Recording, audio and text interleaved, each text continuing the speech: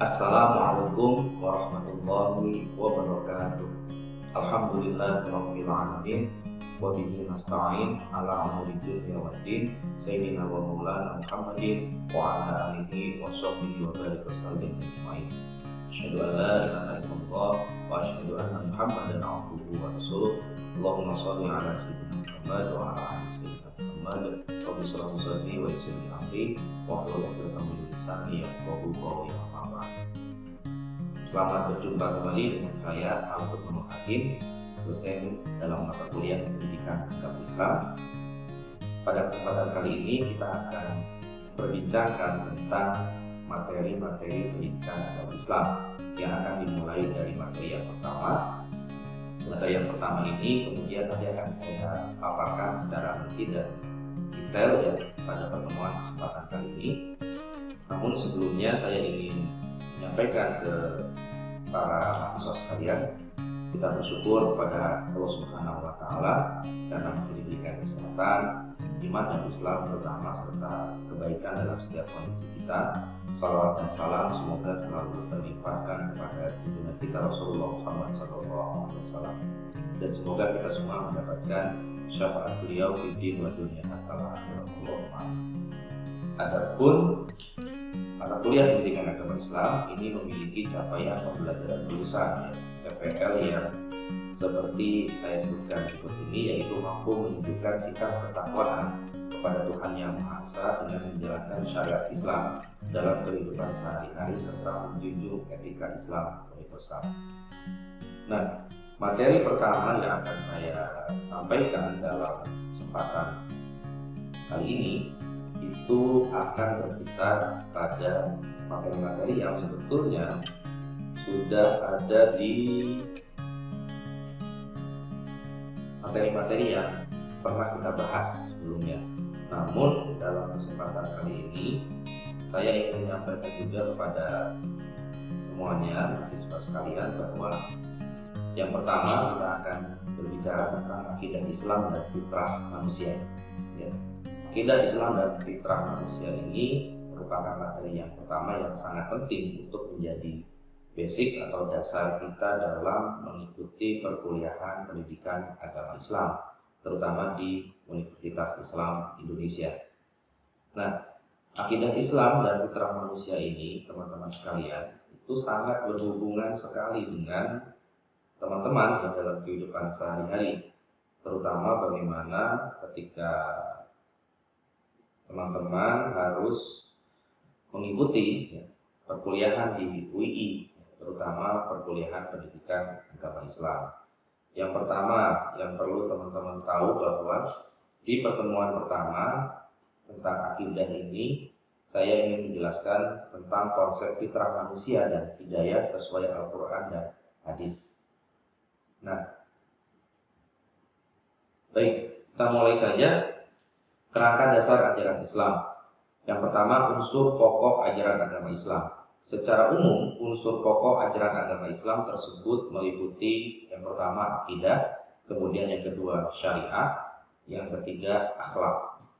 Nah, unsur pokok ajaran agama Islam secara umum kita harus tahu bahwa ada keterkaitan antara akidah, syariat, dan akhlak dalam Islam.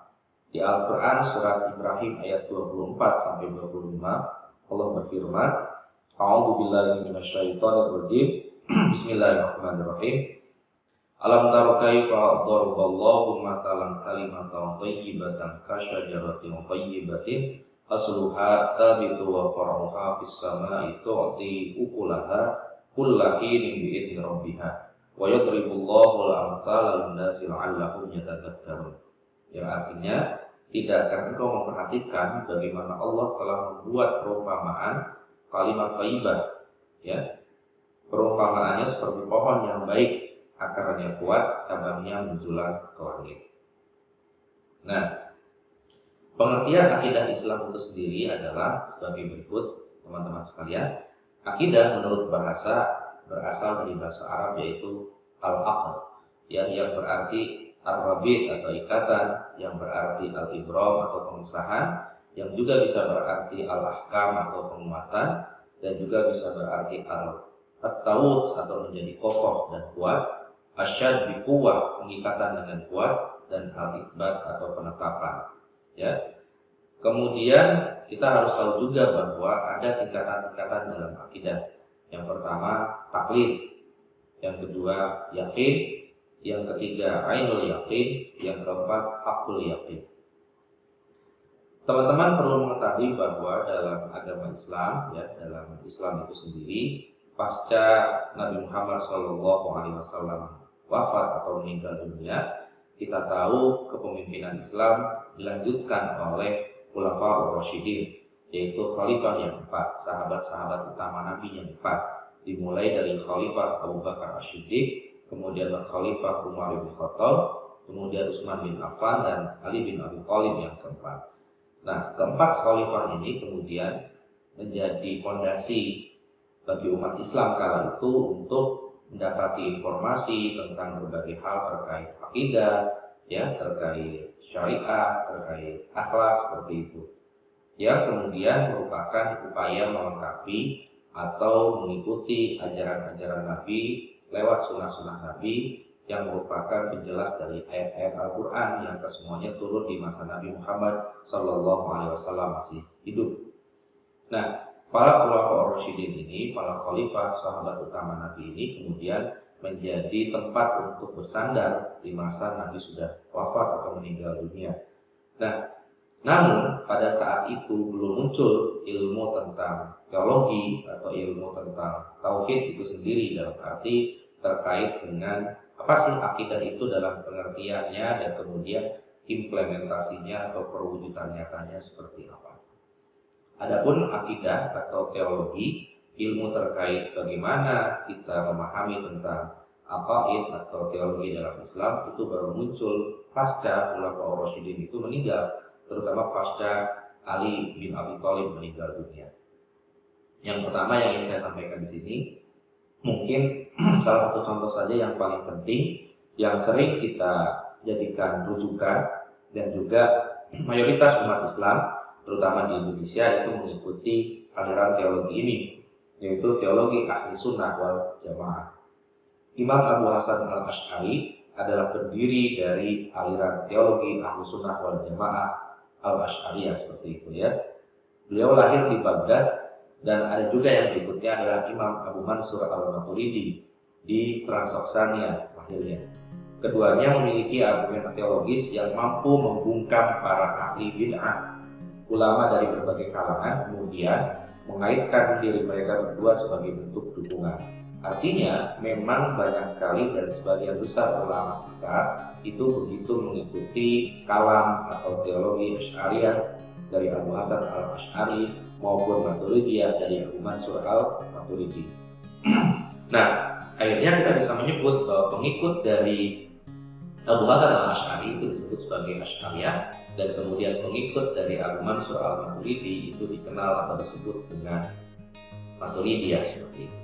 Nah, oke, jadi kita perlu ingat sekali lagi bahwa mayoritas ya umat Islam di Indonesia terutama itu mengikuti ajaran kalam atau ajaran teologi ya, yang sangat kita kenal contohnya adalah ketika kita masih kecil ya, masih ngaji dunia misalnya, atau pesantren di tahap-tahap kelas awal atau persiapan, kita sering diajari tentang 20 sifat Allah, contohnya tentang wujud, qidam, baqo, mukhalafatul hawadisi, yaqul bi nafsihi, wahdaniyah, qudrat, iradah, ilmu hayat sama, masuk kalam, qadiran muridan, basiran mutakaliman, kalimat hayat samihan, basiran mutakaliman, seperti itu. Karena ini merupakan ajaran dari teologi atau kalam Asy'ariyah dan juga Maturidiyah. Jadi kita sama-sama paham dulu bahwa sebagian besar itu mengikuti Asy'ariyah dan juga Maturidiyah dari Abu Mansur al-Maturidi. Baik, kita akan masuk ke hal berikutnya yang ingin kita bahas terkait hubungan antara agama dan manusia. Yang pertama, kita perlu memahami agama itu seperti apa. Agama itu adalah realitas yang selalu mengelilingi, ya, yang selalu melingkupi, yang selalu mengelilingi manusia. Agama muncul dalam kehidupan manusia dalam berbagai dimensi dan kesejarahan. Jadi ketika orang pertama kali mengaitkan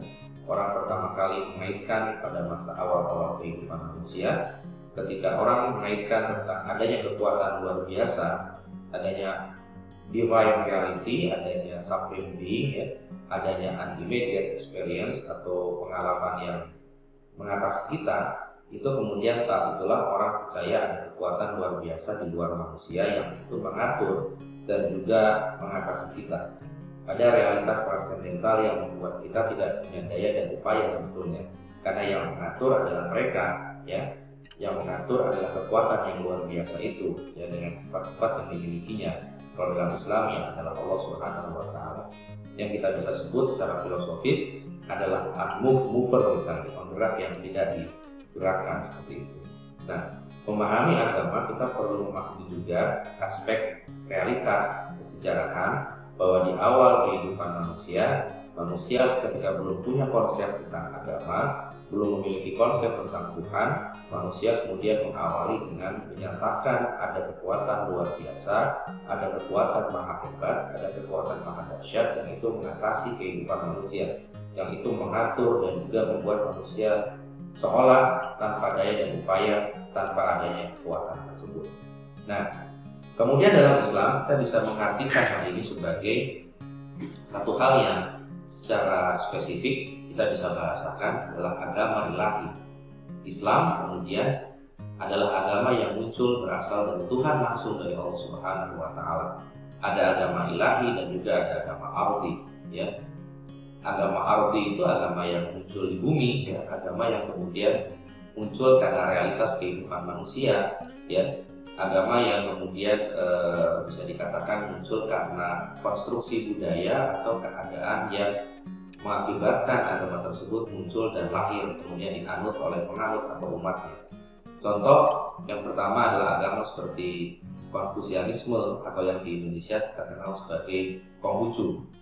Kemudian agama Buddha itu merupakan agama yang muncul karena realitas konstruksi kehidupan manusia, realitas sejarah dan sosiologis, ya. Kemudian juga ada agama Hindu yang merupakan perlawanan terhadap agama Jainisme seperti itu. Nah, bisa dikatakan ketiga agama tersebut adalah agama yang muncul karena konstruksi budaya, makanya bisa dikatakan sebagai agama budaya atau agama ardi, agama bumi. Karena agama-agama ini lahir sekali lagi dari pemikiran para pendirinya, seperti Buddha kita tahu didirikan, ya, atau kemudian muncul karena sosok yang utama adalah Siddhartha Gautama. Kemudian Konghucu atau Konfusianisme itu karena Konghucu yang memunculkannya, ya. Dan kemudian agama yang tergolong pada agama ardi tadi itu berkembang, ya, dalam realitas kesejarahan manusia. Sedangkan agama yang tergolong pada agama ilahi atau agama wahyu yang muncul karena revelation atau wahyu itu adalah agama seperti Yudaisme atau Yahudi, kemudian Nasrani, dan kemudian ditutup, ya, disempurnakan oleh agama Islam seperti itu. Agama yang muncul langsung karena dari kalam atau wahyu Tuhan yang Maha Esa seperti itu. Islam itu adalah agama yang muncul langsung dari wahyu Allah kepada Nabi Muhammad SAW. Nah, kemudian baru kita akan masuk kepada satu pemahaman berikutnya, yaitu tentang fitrah manusia. Ya, kata fitrah diambil dari kata fatara yafturu fatron yang memiliki beberapa arti, ya, buka, buat, mulai, dan pisahkan. Kata fitrah juga memiliki arti selain fitrah, yaitu agama dan tradisi. Jadi bisa katakan oleh kita, dapat kita katakan bahwa fitrah manusia adalah mereka membutuhkan adanya hal yang memang membuat manusia menjadi paham, ya, kenapa realitas yang mengatasi manusia, kenyataan yang mengatasi manusia itu ada. Dan manusia kita itu seringkali kemudian butuh tempat untuk mengadu, untuk curhat, ya, untuk kita kemudian merasa bahwa kita tidak punya daya dan upaya, dan ada kekuatan besar yang maha besar, yang luar biasa, yang maha agung, yang maha dahsyat, dan itu kemudian akan menjadi tempat kita mengadu dan kemudian dalam satu sisi mungkin menyelesaikan masalah kita. Makanya muncul kemudian wahyu, ya, sebagai dasar dari kita untuk menentukan suatu keputusan, tindakan atau perilaku yang akan kita lakukan. Nah, fitrah manusia itu sendiri kemudian menjadikan manusia memang sangat memerlukan sekali adanya tuntunan, adanya pedoman, adanya guidance dalam hidupnya. Dan agama itu adalah salah satu bentuk dari guidance atau pedoman itu sendiri. Bagi kita seorang muslim, ya, agama kita Islam, itu pedoman dan guidance kita jelas adalah Al-Qur'anul Karim. Dan ini membungkus fitrah kita, bahwa fitrah manusia yang merupakan seorang pemeluk agama Islam itu mesti akan membutuhkan guidance, panduan, baik dalam hal moral, etika, ya, sosial, budaya, politik, hukum, ya, pendidikan, bahkan ilmu pengetahuan dan teknologi, serta sains, alam dan lingkungan. Itu kemudian kita secara fitrah, secara hakiki, kita memang membutuhkan itu semua dalam hidup kita, dan sumbernya, guidance-nya jelas adalah Al-Qur'anul Karim. Nah, apa sih pelajaran yang dapat dipetik dari kita memahami agama dan fitrah manusia ini? Bahwa agama itu adalah tempat yang membuat kita menjadikan kita nyaman. Kalau kita analogikan agama sebagai tempat, tapi agama secara pengertian logawi atau pengertian etimologis sendiri adalah A itu tidak, agama itu kacau. Berarti agama itu tidak kacau, menjadikan teratur, menjadikan tertib, menjadikan tentram dan nyaman. Jadi orang beragama itu secara fitrah, ya, secara manusiawi, jelas orang ingin hidup teratur, nyaman, punya pegangan, punya guidance, punya pedoman tadi. Dan ini yang bisa kita petik bahwa agama Islam ketika kita memahami dengan ajarannya yang paripurna dalam Al-Quran, dengan ajaran yang dilengkapi dengan sunnah Nabi, dan kemudian ada pelengkap lain seperti qiyas para ulama, ya, ijma para ulama, dan lain sebagainya yang dihasilkan oleh para ulama kita, baik lewat ijtihad, para mujtahid, ya, lewat ilmu usul fikih dan sebagainya. Itu adalah pelajaran yang bisa kita petik bahwa hidup kita jadi teratur, hidup kita jadi tertib, kita jadi punya ketentraman dan kenyamanan dengan beragama. Itu fitrah manusia sekali, ya. Dan kalau dalam konteks Anda sebagai mahasiswa dengan belajar pertemuan pertama ini, Anda diharapkan mampu mengenal dan menghayati akidah Islam, ya, sebagai fondasi dasar kita, kepercayaan, keyakinan kita akan kemahakuasaan Allah, akan menunggalnya Allah, ya, akan senyatanya bahwa Allah itu wujud, ada, ya, kidam terdahulu, baqo kal, Allah itu tidak fana, Allah itu tidak mumathalatul hawadis, tapi Allah itu mukhalafatul hawadis. Allah itu berbeda dengan yang baru, tidak sama dengan yang baru. Tidak mungkin yang diciptakan itu sama dengan yang diciptakan. Otomatis yang diciptakan lebih dari yang diciptakan. Nah, pembangunan keyakinan dan unsur-unsur akidah ini sangat penting untuk kita miliki. Makanya ada kemudian pelajaran akidah, ya, aqidatul awam, ya, dan lain sebagainya di dunia, di madrasah dunia atau di pondok pesantren tahap persiapan. Itu bisa kita ikuti kalau ada punya kesempatan, misalnya putra Anda, putri Anda besok ketika Anda sudah berkeluarga bisa ngaji di dunia atau kemudian masuk pesantren, Anda akan lebih bisa mendalami tentang aqaid atau akidah itu sendiri. Tapi yang pasti akidah juga punya peran yang paling penting agar kita bisa wahada yuwahidu tauhidah. Kita bisa meyakini, mengesahkan Allah itu esa. Ya, qul huwallahu ahad, Allahus samad, lam yalid wa lam yulad wa lam yakul lahu kufuwan ahad. Dan kita sebagai manusia, sekali lagi sebagai penutup dan juga kesimpulan dari saya bagi Anda semua dan kita di sini, agama sekali lagi menjadikan hidup kita harapannya lebih teratur, ya, tidak kacau, tidak chaos, ya, tidak mengakibatkan kesulitan bagi yang lain, tidak mengakibatkan keruwetan dan sebagainya, tapi kemudian ketentraman, ya, kenyamanan batiniah, lahiriah itu terjadi. Semoga apa yang saya sampaikan pada kesempatan kali ini dapat bermakna positif bagi kita semua dalam upaya untuk mengarungi perkuliahan pendidikan agama Islam selama 1 semester ke depan, dan semoga kita semua bisa menjadi hamba Allah yang wa ma khalaqtul jinna wal insa illa liya'budun, bahwa tidak lain kita diciptakan oleh Allah itu, ya, dengan jin, ya, Sesungguhnya bahwa tidak lain tidak bukan Allah menciptakan jin dan manusia adalah untuk beribadah dan agar kita menjadi rahmat bagi sekalian alam.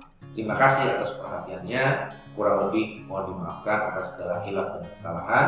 Assalamualaikum warahmatullahi wabarakatuh.